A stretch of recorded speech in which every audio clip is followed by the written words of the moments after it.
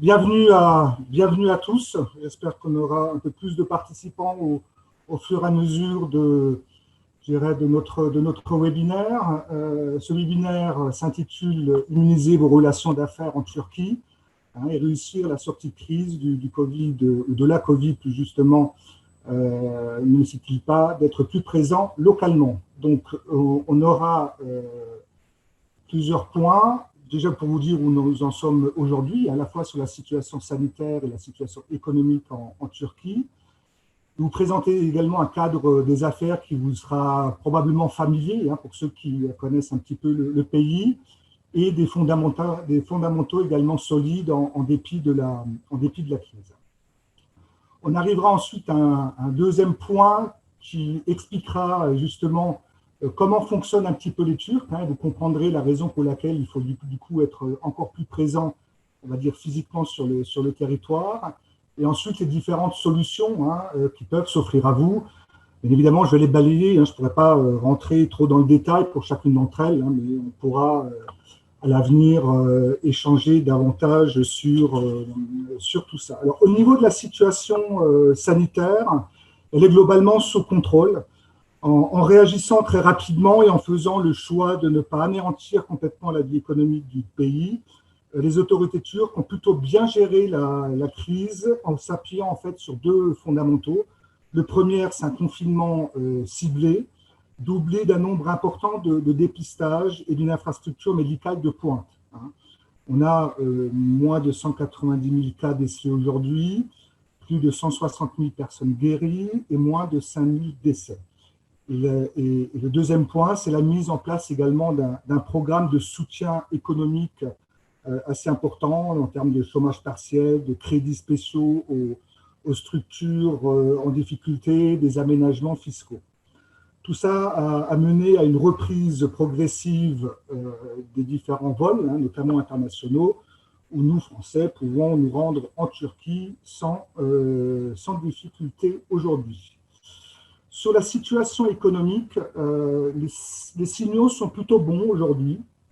Bien évidemment, le pays ne devrait pas échapper à une perte d'activité en 2020, mais celle-ci devrait quand même rester une des plus faibles des pays émergents. On a constaté, les chiffres sont tombés assez récemment, une progression du PIB de l'ordre de 0,6% au premier trimestre par rapport au quatrième trimestre 2019, avec 2,5 mois d'activité assez soutenue. On a senti bien évidemment une perte plus importante au courant des 15 derniers jours du mois de mars. Alors, par analogie, en 2008, au moment de la crise des subprimes, le PIB s'était contracté sans discontinuité pendant 4 trimestres. Avec le déconfinement qui a déjà donc débuté en Turquie, il apparaît que la baisse de l'activité sera probablement plus brève, de l'ordre de 3 à 6 mois, la BERD prévoyant une chute de 3,5% du PIB en 2020, mais une reprise dès 2021 avec une hausse envisagée de l'ordre de 6%. Donc le choc économique auquel le pays est actuellement confronté est donc à relativiser, même si son impact sur le chômage sera incontestable. La politique économique a été largement mobilisée afin de venir en soutien à la croissance, la politique monétaire avec des baisses de taux directeurs et des achats de dette publique, la politique budgétaire avec une hausse de consommation publique de l'ordre de 13,4% au premier trimestre 2020 en glissement annuel. Bon, certes, la dette publique va devoir certainement augmenter, mais elle part d'un niveau relativement bas et devra atteindre fin 2020 un niveau de l'ordre de 40% du PIB, encore relativement contenu. De plus, la baisse du prix du pétrole devrait aider avec une baisse de l'inflation en dessous de 10%, nous sommes à peu près à 11% actuellement, et un accroissement de l'excédent extérieur. Alors au niveau des données récentes, là aussi les signes sont plutôt bons. L'indice synthétique de confiance économique a progressé de 20,4% en mai. Les 3 indices de confiance sectorielle ont également augmenté de 10%, de plus de 10% dans le secteur des services, de 5% dans le secteur des ventes de détail et de 31% dans le secteur de la construction, un secteur important. L'indice de confiance des consommateurs a également augmenté de 8,5% en mai et l'activité du secteur manufacturier s'est contractée moins fortement en mai, à 40,9 points qu'en avril. et les exportations reprennent également le chemin de la reprise. Il me semble avoir vu aujourd'hui un chiffre de l'ordre d'augmentation de l'ordre de 20% sur les premières estimations sur le mois de juin. Donc la Turquie, bien évidemment, n'échappera pas à une perte d'activité en 2020, mais moi qui suis présent dans ce pays depuis une quinzaine d'années, croyez-moi, on peut compter sur la bonne capacité de résilience et d'adaptation des entreprises turques. Et généralement, elles sont encore meilleures, si nos amis turcs nous écoutent, sont encore meilleures lorsqu'elles se trouvent en période de crise. On le voit déjà aujourd'hui, la façon dont elles font face justement à ces problèmes et cette capacité donc, de se réadapter assez facilement. Ce qui me permet de faire un point également rapidement sur le cadre des affaires. La Turquie, pour certains d'entre vous peut-être, c'est un pays un peu éloigné. Sachez qu'il y a dans ce pays une totale liberté d'établissement pour les investisseurs étrangers. Le droit des obligations est inspiré du modèle suisse, le droit administratif du modèle français, le droit des sociétés très proche du modèle allemand avec des formes de sociétés assez proches, pour ne pas dire très proches de ce que vous pouvez connaître, c'est-à-dire les SA, les SARL, etc. De plus, il y a un peu moins d'une dizaine d'années, en juillet 2012, un nouveau code du commerce a été donc instauré, qui favorise à la fois la transparence dans la vie des affaires, instaure des mécanismes de gouvernance dans les entreprises et aligne également le code du commerce turc sur les standards du droit de l'Union européenne. Autre point important, c'est l'existence d'une union douanière depuis 1996, qui a fortement favorisé les échanges commerciaux, même si aujourd'hui, cette union douanière ne produit plus vraiment les mêmes bénéfices économiques. Et les questions, bien évidemment, on encourage les politiques à commencer à ouvrir en fait des négociations sur la modernisation de cette union douanière pour multiplier, si vous voulez, les échanges commerciaux entre l'Europe et la Turquie. Ensuite, il y a d'autres fondamentaux, je le répète assez fréquemment lorsque j'interviens, ils sont donnés au nombre de 5 pour moi. Le premier, c'est que le marché turc est tiré à la fois par le poids industriel du pays. La Turquie est un pays industriel, avec un savoir-faire dans de nombreux domaines, dans les équipements, notamment le matériel de transport, l'automobile, c'est le 6e producteur automobile européen, dans la transformation industrielle, notamment le textile, l'industrie agroalimentaire, les produits bruns ou blancs. Et les entreprises en Turquie ont toujours besoin de transfert de technologie et ça présente bien évidemment, je dirais, de réelles opportunités. Deuxième point, c'est l'évolution du niveau de vie et des habitudes de consommation. La population en Turquie est assez jeune, en moyenne d'âge c'est 32 ans contre 43 en France. C'est bien évidemment un atout absolument remarquable pour le pays.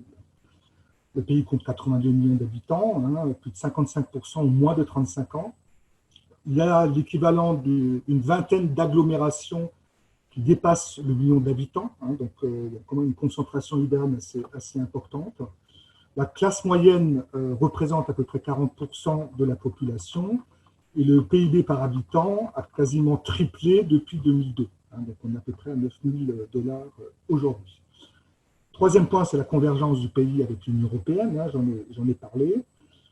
Le quatrième point, c'est le développement de grands projets d'infrastructure. Le nouvel aéroport qui a été inauguré l'année dernière en est un excellent témoignage, sans compter les routes, les ponts et autres infrastructures dans le pays. Et enfin, bien évidemment, et ça c'est important, c'est le tissu économique du pays qui est constitué de PME et de TPE familiales très réactives. Il y a à peu près 3,7 millions d'entreprises en Turquie. Il n'y en a que 7100 qui emploient plus de 250 salariés. Donc, vous voyez, il y a 94% d'entreprises de PME moins de 10 salariés et l'équivalent de 95% d'entreprises familiales. Donc, tout ça présente bien évidemment des avantages pour s'intéresser davantage à ce pays qui est aujourd'hui la 9e économie mondiale et qui aspire à faire partie à l'horizon, je crois, de 2030 les 10 premières économies du monde. Autre point intéressant qu'on remarque peut-être moins qu'en France, c'est que les entreprises se regroupent très souvent par filière. Donc vous avez des zones industrielles qui sont souvent spécialisées. Dans la sidérurgie, par exemple, vous en avez à Istanbul, à Kocaeli, à Konya, dans l'automobile, bien évidemment à Bursa, à Istanbul, Kocaeli, Adapazarı, dans l'électroménager autour d'Izmir, Manisa, dans la chimie-plasturgie également, le textile, l'habillement ou la transformation des fruits et légumes. C'est assez intéressant parce que ça permet, lorsque vous êtes amené à rencontrer des acteurs économiques, généralement ils se connaissent tous très bien et se concentrent généralement dans des villes, des zones industrielles qui leur sont dédiées. Voilà, je dirais où on en sommes. Hein, ça vous permet d'avoir, je dirais, une petite photographie, si vous voulez, de ce qu'est la Turquie aujourd'hui, hein, et d'un pays aussi qui est, je dirais, à la portée des entreprises. Hein. On cesse de répéter que les entreprises françaises ne sont pas suffisamment présentes sur la Turquie, et c'est bien dommage. Alors, pour comprendre également la raison pour laquelle il faut être encore plus présent, il faut comprendre ce qu'est les Turcs, ce que sont les Turcs. Il y a plusieurs principales différences culturelles qu'on a tous remarquées et qui ont bien évidemment un impact sur la façon dont il faut travailler et acter avec eux. La première chose, et ça c'est commun des pays méditerranéens, c'est que la famille est sacrée. Hein.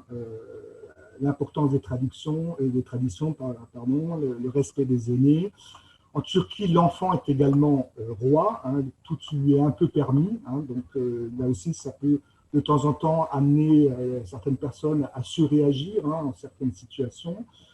Ensuite, on a un système éducatif qui est basé essentiellement sur la mémorisation, hein, et ce qui met les jeunes souvent en compétition en permanence. Hein, et ça, on le retrouve, si vous voulez, dans le quotidien et dans la relation qu'on peut avoir avec nos amis turcs. Il faut aussi comprendre que généralement, le salaire égal gagne-pain. Hein, c'est vrai chez nous aussi, bien évidemment, mais c'est là encore plus vrai en Turquie. Autre point important, c'est que les relations amicales sont aussi importantes que les relations professionnelles.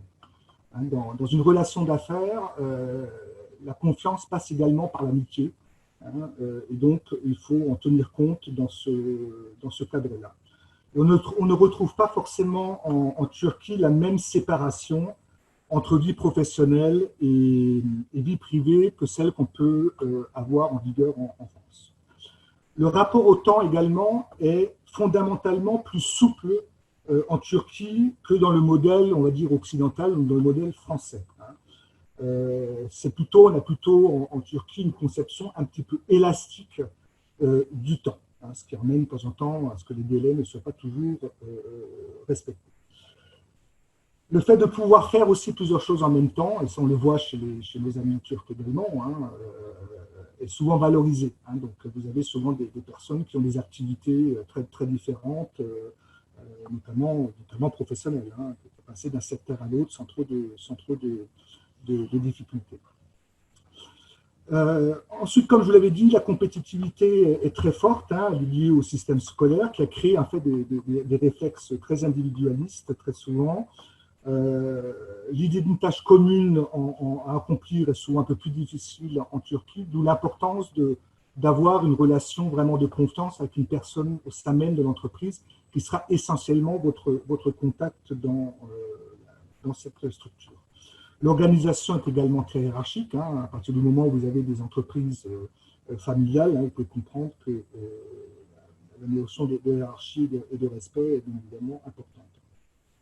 L'étiquette est également importante dans ce pays. Hein, ça se mesure très souvent à la taille des bureaux, au cylindrée du véhicule, fait qu'on trouve également dans de nombreux pays orientaux ou méditerranéens.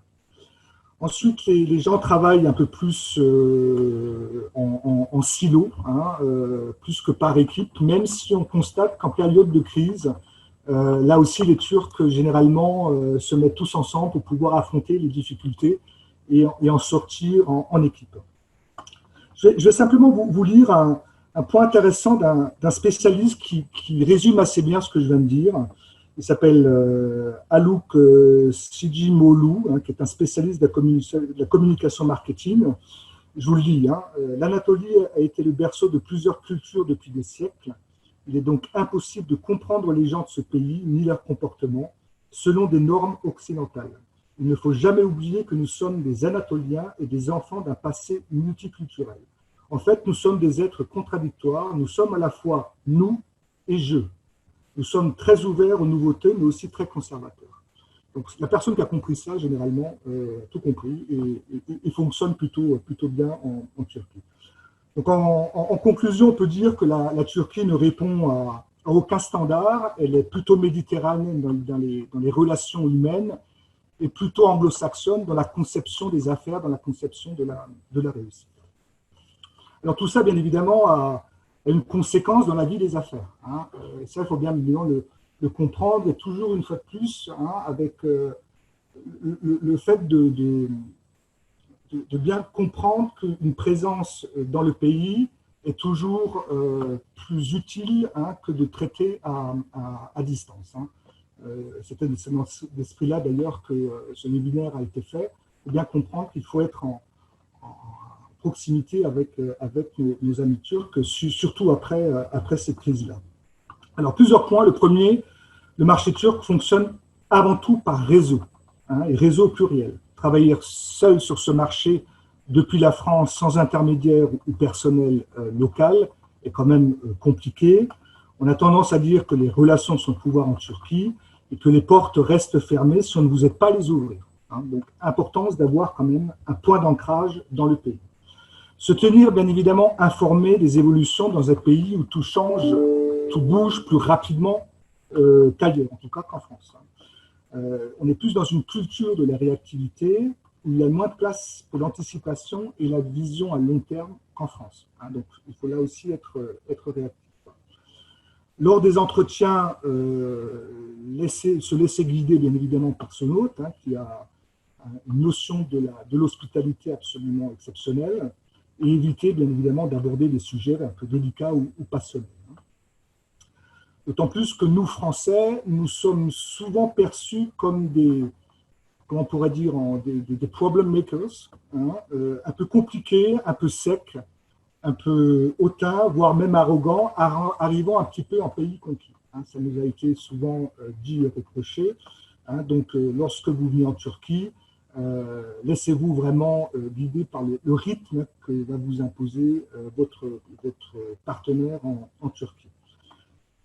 Il me semble aussi intéressant de se faire accompagner, quand c'est possible, par un local, hein, si vous commencez uniquement vos activités, hein, par quelqu'un qui va vous accompagner, hein, qui est un bilingue ou un biculturel, et à la fois, je dirais, pour vous permettre d'identifier les décideurs, hein, pour valoriser donc la relation avec votre partenaire, anticiper éventuellement les dysfonctionnements qu'il peut y avoir, réduire le stress et les malentendus, hein, surtout dans les villes comme Istanbul, où il est souvent difficile comme de se déplacer, donc on passe beaucoup de temps dans sa voiture. Et ensuite, décoder aussi les processus de décision et de négociation de vos interlocuteurs turcs. Hein. Donc, c'est important aussi, là, d'essayer au maximum, dans la mesure du possible, hein, de se faire accompagner. Il s'agit aussi de faire la différence, et c'est quelque chose qui est extrêmement bien apprécié en Turquie. Hein, c'est de traduire, bien évidemment, votre plaquette commerciale dans la langue du pays. Hein, on a la culture aussi un peu du cadeau, donc n'hésitez pas à venir avec quelques présents bien français, et l'apprentissage de quelques mots turcs fera toujours sourire et sera toujours apprécié par vos interlocuteurs en Turquie. Il faut comprendre aussi que la communication en Turquie est traditionnellement plus formelle qu'en France. Il y a souvent de non-dits et il n'est pas toujours facile de comprendre toujours si c'est oui ou si c'est non. Hein, donc les messages trop directs, hein, surtout quand ils sont négatifs, peuvent être un peu mal perçus dans le pays. Ensuite, les Turcs prennent tout à cœur et souvent personnellement. Donc, ils évitent malgré tout la confrontation, sont moins directs que les Français, hein, mais peuvent prendre par contre rapidement des décisions. Alors, quelques fondamentaux de base aussi pour ne pas échouer, hein, surtout à l'occasion d'un premier contact. Hein, bien sûr, bien parler l'anglais. Hein, si vous n'avez pas d'accompagnateur, si vous ne parlez pas la même langue que votre interlocuteur turc, soigner son apparence, on vous juge aussi beaucoup par l'apparence, présenter des projets courts, clairs, concis, hein, en intégrant une petite marge de manœuvre suffisante, hein, pour pouvoir négocier au moment, parce qu'en Turquie, on négocie tout, ça fait partie de la culture. Hein. Avoir également une certaine expérience pour ne pas tergiverser, être proactif, s'adapter à la demande locale qui peut changer, hein, et vite, porter une attention particulière à la hiérarchie au sein même de l'entreprise et d'éviter de mettre des personnes en contact lorsqu'il y a une différence d'âge trop prononcée. Hein, ne mettez pas un tout jeune commercial avec un patron d'entreprise qui a 60 ou 65 ans. Ça ne risque pas forcément de très bien passer au départ. Et ensuite, bien évidemment, respecter des valeurs turques, hein, comme je l'ai dit, hein, c'est la famille, l'hospitalité. Hein, ça nous est de temps en temps un peu reproché, notamment lorsque nos amis turcs viennent en France, on ne s'occupe pas d'eux aussi bien qu'eux s'occupent de nous lorsque les Français viennent dans le pays. Le tempo des négociations peuvent être assez lentes, je n'ai pas dit, mais peuvent être assez lentes au départ, puis très rapides ensuite, ou inversement. Hein, mais elle n'est jamais finie. Hein, donc il faut toujours, là aussi, essayer de formaliser un maximum de choses par écrit, même si, comme je l'avais dit, on est plutôt dans une culture plus orale que écrite. Ensuite, garder un contact personnel quasi permanent avec son partenaire, son distributeur, son agent, ses clients. Hein. La dimension affective, vous l'avez dit, est quelque chose d'important dans le pays et entretient clairement les relations d'affaires. Donc, c'est une base indispensable pour réussir, hein, pour pérenniser vos relations. Les bonnes relations avec un partenaire, ce ne sont pas des échanges épistolaires par mail ou quelques coups de fil dans la nuit. Ce n'est pas comme ça que ça fonctionne. Et donc, ne pas hésiter, lorsque les conditions sanitaires le permettront à nouveau, d'effectuer des visites régulières et d'inviter également vos partenaires en France. Hein, c'est important. Voilà, pour ce qui concerne je dirais comprendre les Turcs, hein, pour justement essayer derrière de savoir comment mieux travailler sur ce pays, comment être plus présent également physiquement sur ce pays. Hein, et donc, je vais maintenant aborder donc, la dernière partie de mon intervention, hein, qui s'intitule donc, quelle solution? Deux façons de voir, bien évidemment, s'implanter directement en Turquie et s'implanter indirectement dans le pays. Alors, pour ce qui concerne l'implantation directe, hein, là aussi, je vais balayer assez rapidement. C'est des choses que vous connaissez. Alors, attendez, j'ai une question.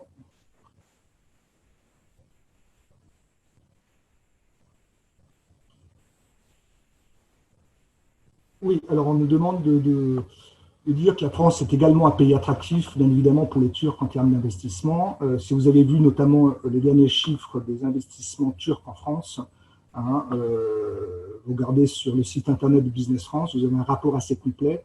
On constate que la Turquie a sauté une dizaine de places et aujourd'hui continue à investir massivement dans le pays. Mais bon, même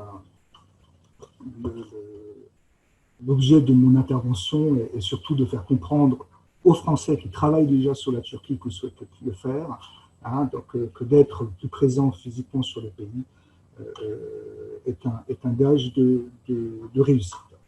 Alors, pour s'implanter directement dans le pays, donc, comme je l'ai dit, le droit des sociétés est assez proche du modèle allemand.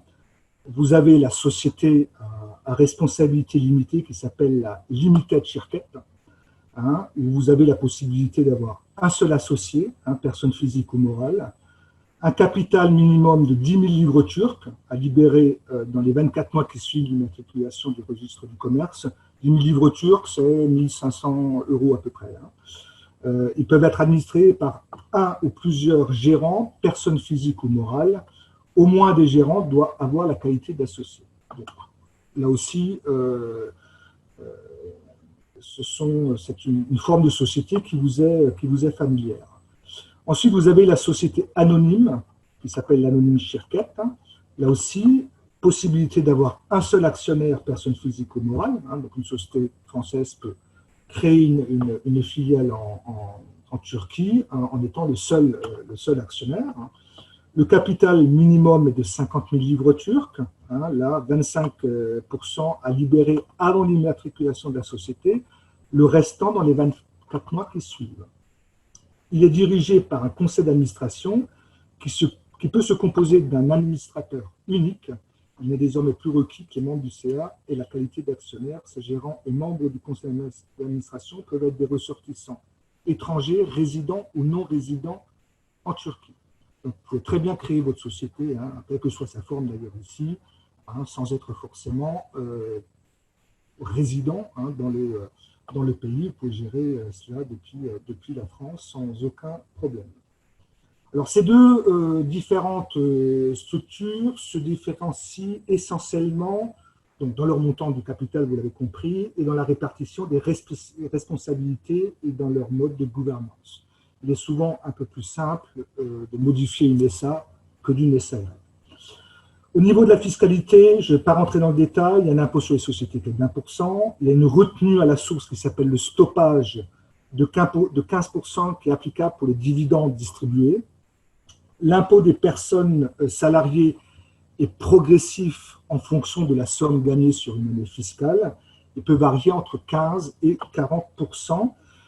Impôt qui est prélevé directement à la source. C'est-à-dire que le salarié, d'où l'importance de salaire égal gagne-pain, c'est que si le salarié n'a pas d'autres revenus possibles, bien évidemment, son salaire en fin de mois, c'est son pouvoir d'achat. Et c'est important. S'il s'agit d'une création d'une JV, par exemple, à 50-50 ou à 30-70, là, il est important d'avoir malgré tout une majorité suffisante et prévoir des clauses dans le statut pour éviter des blocages. Voilà. Ensuite, s'il s'agit de prise de participation au rachat, qui est généralement moins le cas en Turquie pour des PME, attention, certaines entreprises peuvent avoir des structures juridiques un peu complexes. Il y a rarement des audits internes qui sont réalisés et les bilans des entreprises ne sont pas disponibles.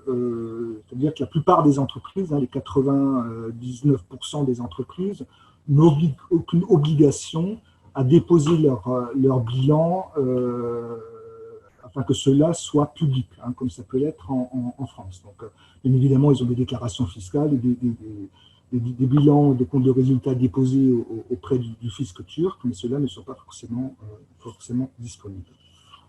Vous avez également deux autres formes d'implantation, qui est la succursale, qui est le prolongement de la société française en Turquie. Donc cette succursale, elle, c'est une entité qui n'a pas la personnalité morale et qui dépend donc de la société mère, qui reste entièrement responsable donc, des actes de sa succursale en Turquie. Elle peut être constituée par un seul investisseur, et aucun capital minimum n'est requis au moment de la création. Il peut exercer une activité commerciale qui est imposable dans le pays. Par contre, il oblige à nommer un responsable résident en Turquie, je précise bien résident en Turquie, contraintes que n'ont pas, bien évidemment, et je vous l'avais dit, la SA et la SARL. Ensuite, vous avez, et pour terminer, le bureau de représentation ou le bureau de liaison. Alors, ce bureau ne peut pas avoir d'activité commerciale, et c'est souvent une option choisie lorsqu'une entreprise vient un peu prospecter, développer un premier courant d'affaires à travers la maison mère en France, et qui finit après par s'implanter dans le pays. Donc, ce bureau n'est pas imposable, donc n'a pas d'activité commerciale, comme je vous l'ai dit. Par contre, elle est soumise à l'obtention d'une autorisation de la Direction générale des investissements étrangers, qui est généralement donnée pour une durée de 3 ans, éventuellement renouvelable. Donc, les bureaux de représentation n'ont pas vocation à rester en l'état ad vitam aeternam. Voilà, pour ce qui est d'une implantation indirecte en Turquie, là vous avez bien sûr plusieurs moyens. Vous avez les agents commerciaux, hein, ou les représentations. Ils sont assez nombreux en Turquie et souvent très réactifs. Ils opèrent par contre sur des secteurs plutôt restreints, hein, peu de contrats généralement, de concessions, et les rémunérations sont essentiellement au succession. Hein. Donc là, d'où l'importance là aussi d'être au plus proche de votre agent, à la fois pour le contrôler entre guillemets, mais également pour voir comment il fonctionne et comment évolue bien évidemment le marché localement. Il demande généralement l'exclusivité que le nouveau Code du commerce turc a introduit donc cette notion d'exclusivité territoriale ou de groupe de clientèle, ce qui n'était pas prévu forcément auparavant. Donc généralement, les entreprises n'avaient qu'un seul agent et qui n'avaient pas vocation non plus à la fois à travailler dans de nombreux secteurs et sur l'ensemble de la Turquie, qui fait quand même 1,5 fois la France. Des renseignements de notoriété, parce que ces agents commerciaux sont souvent dits des indépendants, donc il n'y a pas d'informations hein, liées à leur réelle activité. Donc c'est important de pouvoir vérifier leur emprise sur le marché et de pouvoir tester un petit peu son réseau de contacts. Hein. Ensuite, les commissions peuvent être souvent élevées, hein, qui est une source de motivation ou de conflits potentiels. Hein. Donc là aussi, il faut que les choses soient extrêmement carrées dès le départ et de toujours bien accompagner votre agent, votre représentant. Prévoir bien évidemment un soutien financier, hein, notamment en termes de budget promotionnel, voire de visites régulières en Turquie. Il est considéré également comme étant des piliers de votre stratégie et non pas de simples partenaires. Hein. Dans ce cas-là, il ne faut pas mettre en place une notion de hiérarchie entre vous. Hein. C'est vraiment d'en faire un réel partenaire. Hein. Moi, je connais beaucoup d'entreprises françaises qui ont des agents ici depuis 10, 20, 30 ans. Hein. Et ça fonctionne. Alors, la succession risque d'être un peu compliquée, mais en tout cas, aujourd'hui, ça fonctionne. Ensuite, vous avez bien évidemment la possibilité de vous implanter à travers des importateurs-distributeurs. Donc en Turquie, donc, il y a peu de gros distributeurs, hein, il y a souvent des moyens ou des plus petites structures, mais qui, elles, sont souvent spécialisées, soit en termes de produits, soit en termes de secteur. Pas toujours une envergure nationale, mais à partir du moment où votre importateur-distributeur est situé dans un triangle entre Ankara, Bursa, voire Izmir et Istanbul, là, vous avez déjà, on va dire, les 3/4 de l'activité économique du pays au niveau industriel. Ensuite, ce sont également des personnes qui prennent peu de risques. Donc, il y a souvent un financement assez faible à court terme, d'autant plus qu'il peut y avoir une taxe financière de l'ordre de 3% au moment du dédouanement, hein, en fonction du produit. Donc là, il faut faire attention, plus ça fait de l'importation. Donc la marge financière des entreprises hein, est quand même relativement contenue. Ensuite, la vente directe aux clients finaux, bien évidemment, c'est possible. Alors, c'est généralement plus dédié à des produits de consommation. Hein, donc, c'est généralement avec les grandes entreprises ou les chaînes de distribution ou dans le domaine industriel sur des produits extrêmement techniques, hein, où il n'y a pas forcément beaucoup d'acteurs internationaux, et encore moins en Turquie. Voilà. Ensuite, il y a la franchise, mais la franchise, elle, est essentiellement dans le domaine du prêt-à-porter, de l'hôtellerie et de la restauration. Hein. Sur le reste, on en constate un petit peu moins. Ensuite, d'autres dispositifs existent, hein, et c'est de ça aussi que je vais terminer par ça que je vais terminer mon intervention. La première, c'est le VIE. Alors ça, c'est bien évidemment, je ne sais pas si on a des amis venant d'autres pays que la France. Hein, c'est un dispositif qui est un outil aujourd'hui qu'il faut vraiment penser pour notamment reprendre une activité ou la créer, hein, en assurant donc une présence locale, l'animation de la clientèle, hein, le suivi de projet, hein, malgré donc les difficultés de voyage qui peut exister aujourd'hui. Il faut savoir que ce dispositif VIE n'est soumis à aucune taxe ou charge en France. Hein. Le VIE reçoit une indemnité non imposable partout dans le monde. Il est en Turquie, cette indemnité est de 2337,63 € par mois précisément. Cette mission du VIE peut durer entre 6 et 24 mois, hein, renouvelable une fois à l'intérieur de cette période. Le VIE doit être âgé entre 18 et 28 ans. Il doit être de nationalité française ou d'un pays membre de l'Union européenne et bien évidemment disposer d'un casier judiciaire vierge. Seules les entreprises de droit français sont autorisées à avoir recours au VIE. Les entreprises dont le siège est situé à l'étranger peuvent cependant s'appuyer sur un partenaire français pour mettre en place cette mission afin de promouvoir les produits français. Donc là aussi, il y a des possibilités qui sont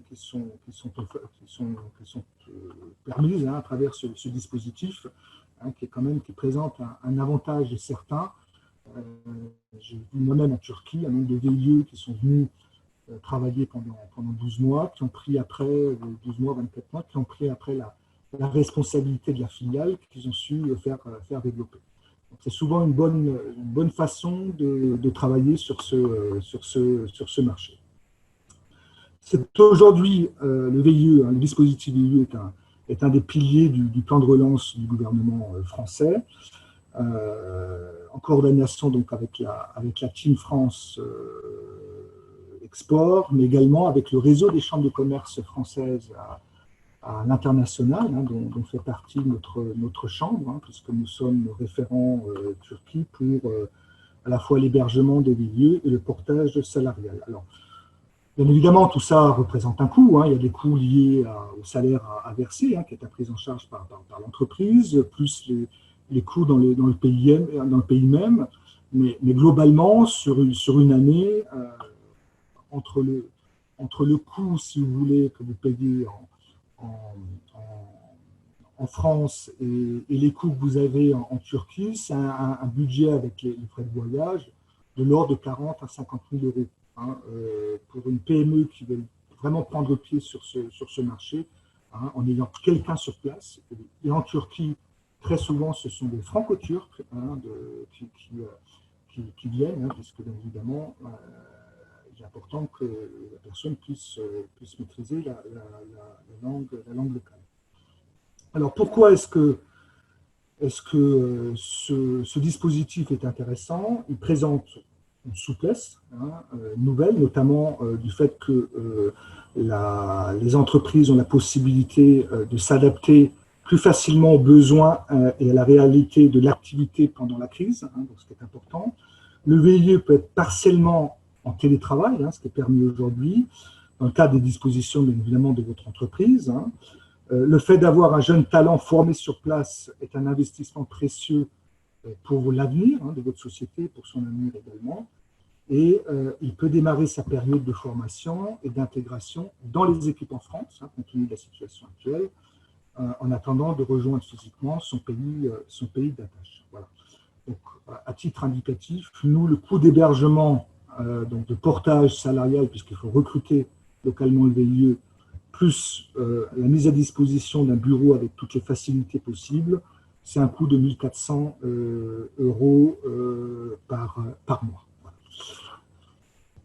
Autre point, c'est le portage salarial. Alors, le portage salarial est quelque chose qui est peu connu en Turquie, même s'il est utilisé par certaines entreprises. C'est souvent une solution qui est privilégiée pour les entreprises qui hésitent encore à s'implanter dans la Turquie, ou qui souhaitent d'abord développer véritablement un portefeuille pérenne de clients avant de s'implanter dans le pays. Donc ça fonctionne très simplement. Vous avez une structure d'accueil, hein, ça peut être la chambre de commerce en Turquie, comme ça peut être d'autres structures, hein, qui portent en quelque sorte votre salarié, qui travaille pour vous. La structure d'accueil paye bien évidemment le salarié, les impôts, la sécurité sociale, comme un autre salarié en Turquie. hein, et on a beaucoup de cas comme ça de sociétés que nous-mêmes avons portées et qui ont transformé ça en filiale actuellement et qui fonctionnent sur le marché turc. Voilà, donc, et ce portage, cette personne peut travailler soit depuis chez elle, hein, ou depuis les locaux de la chambre si elle existe. Donc c'est une solution aussi intéressante pour les entreprises et souvent une étape avant la création d'une filiale, même commerciale, hein, d'une filiale en Turquie. Voilà, et pour terminer, sachez qu'on a également à la Chambre un business center, hein, dans lequel on peut accueillir des entreprises, hein, ce qui est le cas aujourd'hui, avec une dizaine de sociétés présentes dans notre centre d'affaires, soit sous la forme de domiciliation, soit sous la forme de location de bureaux. On est idéalement situé, nous aurons une station de métro au pied de notre immeuble au milieu de l'année prochaine, si tout se passe bien. Et nous sommes très proches des ponts et des grands axes routiers de la ville. Voilà. Alors, le portage salarial, le VIE, l'hébergement chez nous, ce sont des coûts qui sont, et je terminerai par ça, qui seront éligibles par l'assurance prospection de BPI France. Voilà, j'en ai terminé. Je vous remercie. J'espère que ça n'a pas été trop long et trop ennuyeux. C'est vrai que c'est plus délicat de parler à un ordinateur que de parler à des gens qui sont en face de vous. Mais j'espère que ça a été suffisamment clair, suffisamment motivant aussi pour vous intéresser soit davantage à la Turquie, soit pour peut-être réorienter un petit peu votre plan de stratégie sur ce marché. Voilà. Est-ce que vous avez encore des questions ?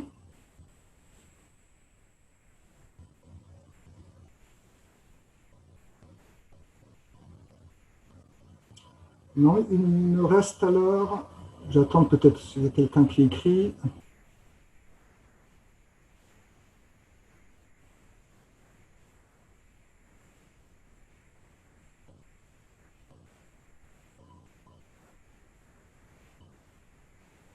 Non, mais écoutez, il me reste à vous souhaiter une très bonne fin de journée.